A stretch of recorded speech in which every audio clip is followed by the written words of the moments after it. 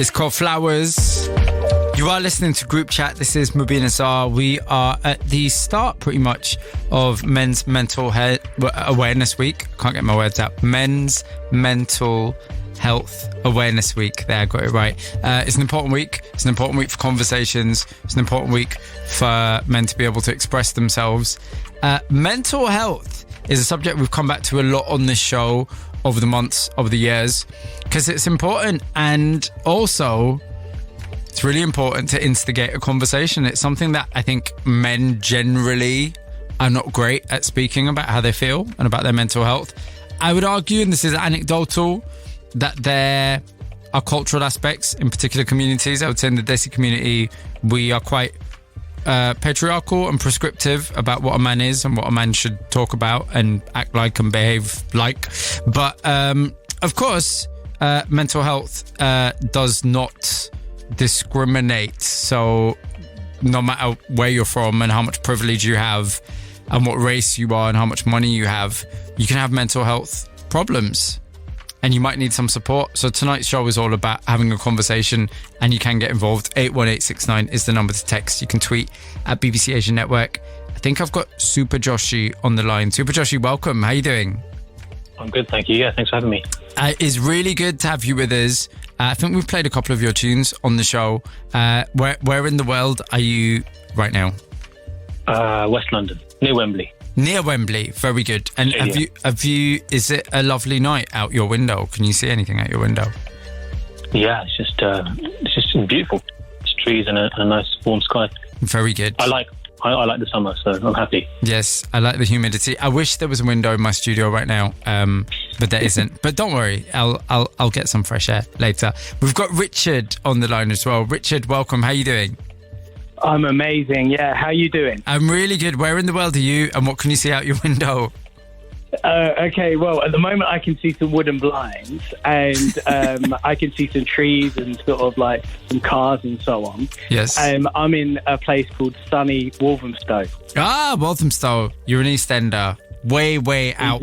East End. Wicked. I used to live in Walthamstow many moons ago. There you go. So, Super Joshi and Richard, you might have heard a little bit earlier, we were speaking to Dr. Saf, we were speaking to Joggy. They were sharing a lot of detail about their mental health journeys and where they are and what they've overcome, and the crossroads that they described it being at every day and the choices they make. And so, Super Joshi, if I can start with you, I want you to be as open as you possibly can and tell me about some of the challenges you've faced and where you've assessed your mental health. I mean, for me, it's probably it's a tale of, I guess, kind of the psychological effect and the physiological. Mm-hmm. In that, like, you know, I was ill physically because of sort of not being right in the head is probably the way to describe it. You know, I lost my voice, and it was eventually from silencing myself, and it was a stress-related illness, amongst other things. And then putting more pressure on myself kind of delayed the recovery, essentially, is what kind of happened. And it just so happens that I have kind of a parallel with my granddad, and I know we've been talking about I guess the stigma, but you know, he kind of blew me away about 3 years ago. He was diagnosed with depression, and he said to me, you know, in Punjabi, he said to me, you know, mentally I'm not well. He said, mentally my teaching, and I was like blown away. I was like, dude, like I'm quite amazed that you just said that to me. And he was telling everyone, and I thought that was quite refreshing. And it was quite it kind of encouraged me. Then actually, it's, you know, it's more okay to talk about it. Not that I didn't think it was anyway, but. That is quite amazing for a man of that generation to say mentally mentally I'm not well. That is a really big deal. Yeah. Super Joshi, I want to go one stage back. You said your psychological state was affecting your physical health, and speak about this as much or as little as you want to. I want you to be comfortable in terms of your well-being. Were there particular things, particular experiences that had affected your mental health? Have you ever been able to kind of identify those triggers? I think it was a combination of things. It's partly not living my truth, and you know, ultimately what helped me was you know, I guess coming out as a creative. Right. Okay. And I, you know, I actually bizarrely through this journey, I found I found empathy with others, and when I did that, I found empathy with the gay community, because I realised like what they go through. I was like, although some of the things are the same, like your parents will say, what are people going to say, and what about family? So it's kind of That's amazing. So when you say you came out as a creative, because I know you as a musician, but but prior to that, what were you doing? If you weren't having a creative side to yourself, what were you doing? Well, I mean, I was always like, I was making music, and I'd worked in other kind of media stuff before, but I had a day job where I was essentially traveling around Europe a lot of the time, dealing with clients, kind of in a commercial role in the commercial world, because I was told, you can't music doesn't pay, you can't be creative, this is the only way. I just didn't know that, and there was something inside me that said, no, this isn't the only way. And I think ultimately what happened is my body shut down to the point where I was forced to have no option. I couldn't really continue in my role the way I was. I was just making myself worse. And when I did leave my job, my health dramatically improved. And I'd been at a point where I'd lost my voice for 2 months straight, not talking at all, and then followed up with speech therapy. At the point, the doctors were actually telling me, no, it's just a virus. But after the 5th visit, in about as many weeks, I was like, no, this is something different. I was referred, camera up my nose, and then speech therapy. And that made a big difference. But at the same time, I was still then taken kind of a slightly less paid job to ease off the stress, but it wasn't really working. And like sports people, sometimes they're like a bit hesitant to go into a tackle if they got an injury. I was the same with my voice, and I had to learn again. And I went to see a therapist, like a proper therapist, if that makes sense. Yeah. And that was kind of really the start of the end of the work. And one of the things she said to me is, you need to write, you need to free your voice, because you're holding yourself back, and you're just kind of going in a downward spiral. You're getting more and more depressed, and things are just getting worse for you. Super Joshua, you probably noticed, everyone we've spoken to tonight, there is a pivotal shift, and that pivotal shift often involves a therapist or talking to someone. So I appreciate these commonalities, and I think there's some wisdom in that. Stick with us, because I want to know what happened next. But Richard, if I can bring you in, tell me about your journey with identifying your triggers and being able to assess your mental health. Yeah, well, for me, it's been an ongoing journey. From a young age, I was very different. So I'm dyslexic, so I couldn't read and write at school, and that was something from a young age. So I had stuff going on with self-esteem and not fitting in, not being part of, not being included. People laughing at me when I was trying to read out in front of people, and that was right up until I got kicked out of school when I was 15. So realistically, that was really my sort of like start in life, and so I had to work through a lot of stuff. So it wasn't until I was in my 30s, really, and I opened my business, then I had no boundaries. And that was really where things come to a head, and I really hit my rock bottom. What did that rock bottom look and feel like? It was my personal hell. It was my personal hell. I went to hell in my head. I went to hell in my body. Hell existed in me, and it was a very dark place. And that was really, where I was at. And a lot of things have happened before that. And then I started to slowly climb out of that hell into something which now I call my heaven, right? But Richard, when you speak about being younger and being, I guess effectively what you're talking about is being judged. And it's interesting because, Richard, are you white? I'm assuming you're white. Are you white? I am indeed, yes. Yeah. The reason I reference that is quite often, particularly I'd say in kind of 2021 discourse, we'll talk about privilege and we'll talk about particular communities or particular people. And there's almost like a kind of hierarchy of need. And Richard, I think what you illustrate is this idea that you might be a man and you might be, I don't know if you're straight or gay or how you identify, but you might be a white man and you might be straight.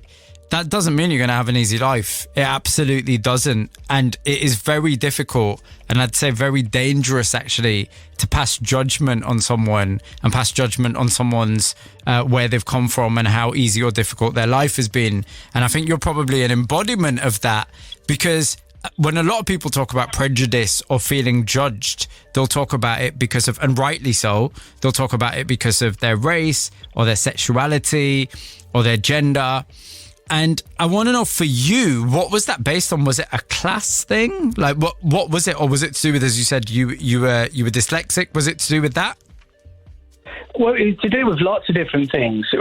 I've you know, as a middle-aged now, I don't like saying that, but I am white straight man. I've had lots of prejudice towards me, and from the white community, from all different types of communities growing up. I grew up in a very multicultural background. I used to work in a barber shop in Midland Road, which was in Bedford, which was very multicultural.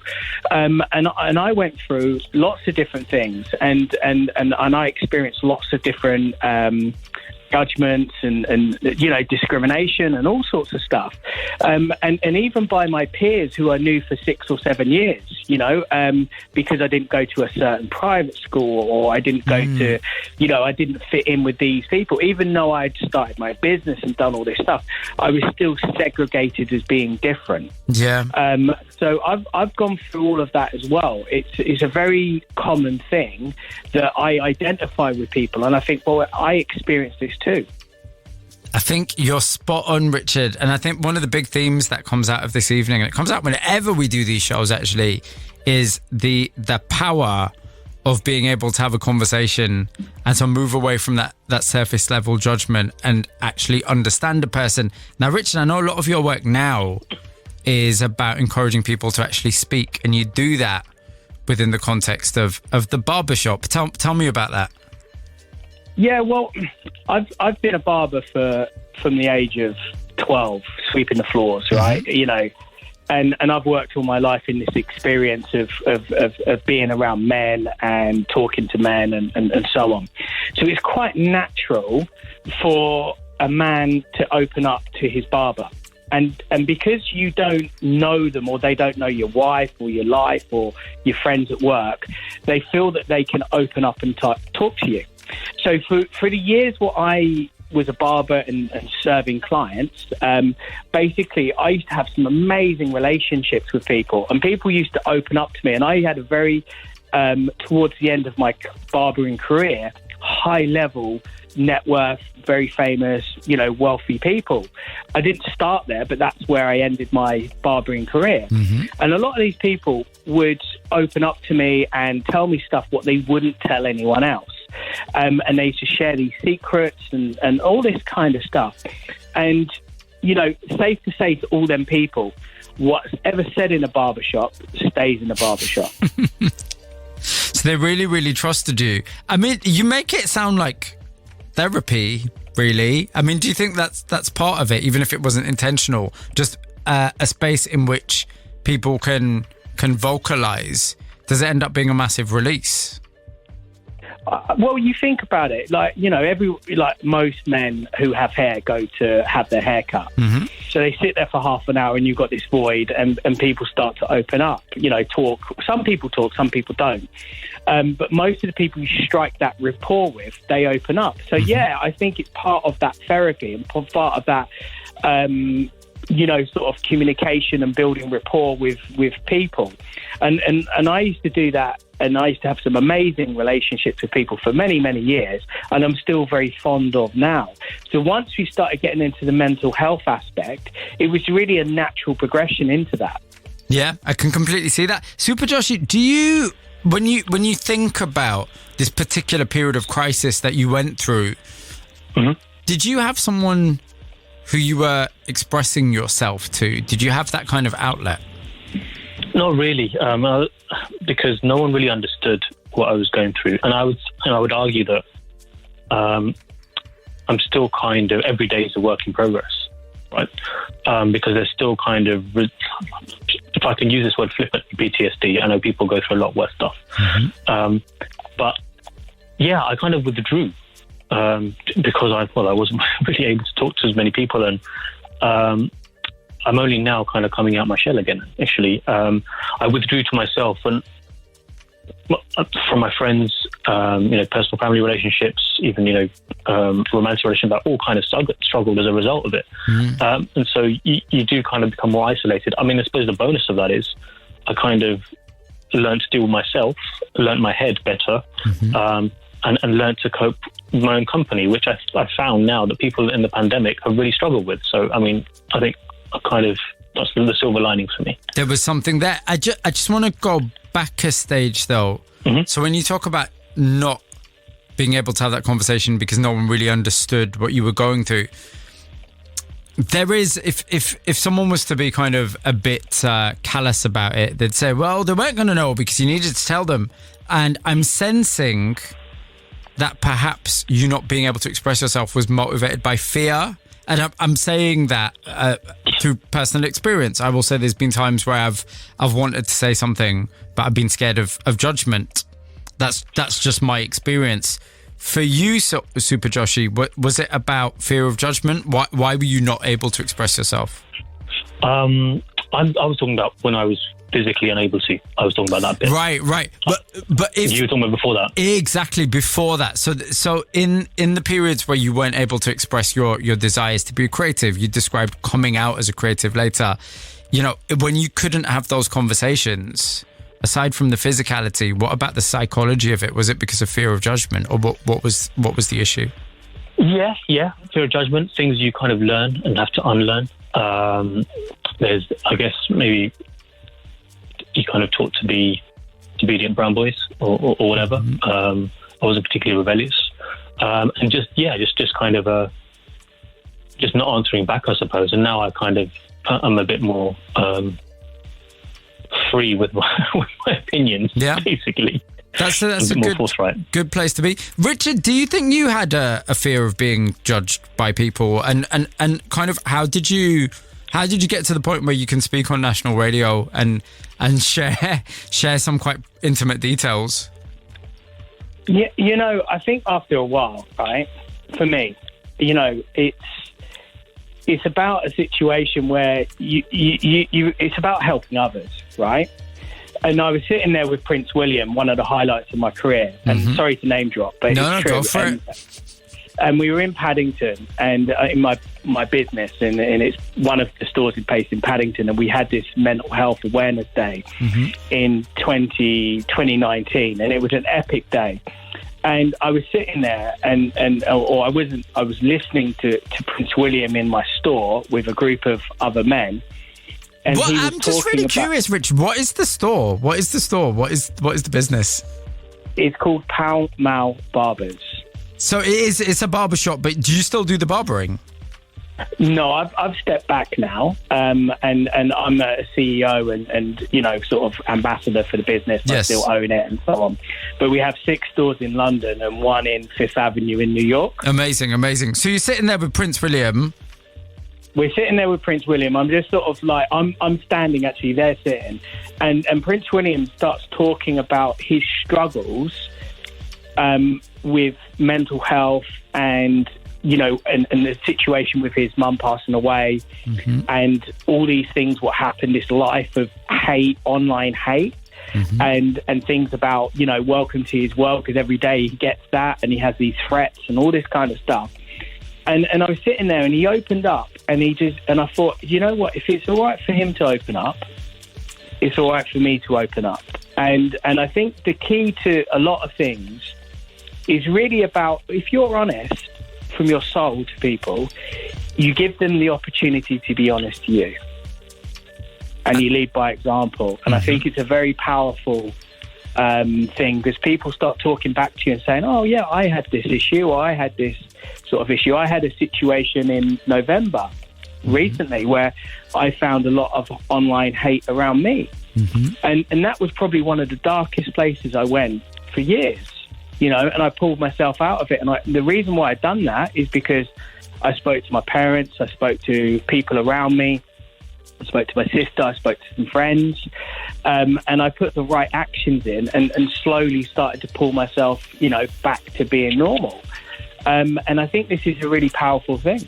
It is, absolutely. I've got the same question for both of you, really. But Richard, if I could ask you first of all, in terms of where you are right now, it's a very difficult question, actually. Are you happy? Who are you going to go to first? Richard, that's for you. Are you happy? You know what? I'm more than happy. I'm ecstatic, and I think I'm living my purpose. And I'm really excelling in sort of giving back to people and trying to add value to people's lives and trying to be helpful as much as I can to others.